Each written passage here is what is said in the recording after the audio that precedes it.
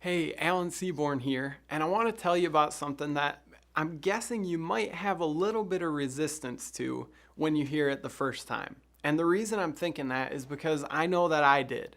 Here at Winning at Home, my dad, he always talks to our staff, and he talks also at different places he preaches about spending time listening to God.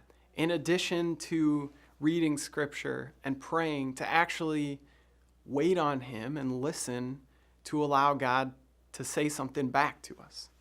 And the first time, I remember hearing talking about that when I was growing up, and I tried it once or twice, and it really wasn't for me.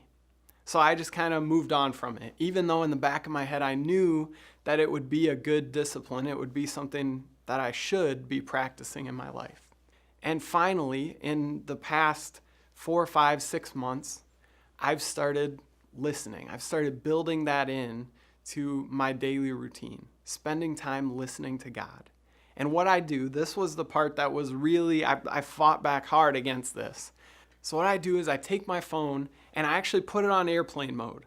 So I can't get any texts, I can't get any emails, I can't get any calls, nothing can distract me from what I'm doing, spending this time alone with God.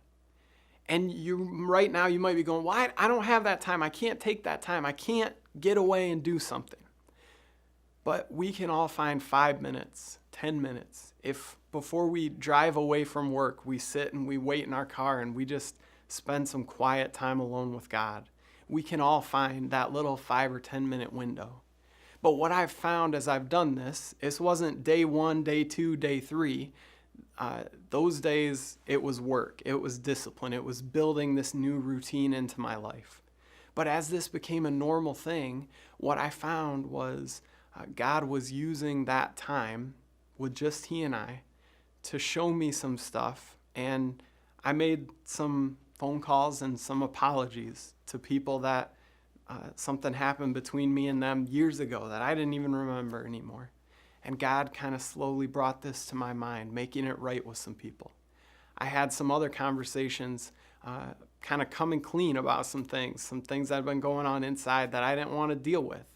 But as I spent this time alone with God, he just brought this stuff to my mind and was like, hey, Alan, this is something that you need to work on. And I want to invite you, if this isn't a normal practice in your life, to spend some time listening. Maybe the first few times you kind of meditate on a scripture verse and just kind of get into the feel of what it's like to just sit and be quiet. Because it's new and it's different and it's kind of freaky. But when you continue to do this, you give God this avenue to speak into your life. It's this invitation where you're saying, God, whatever it is you have for me, I want to know about it. And what I've found is that as I've done this, God has showed me some things.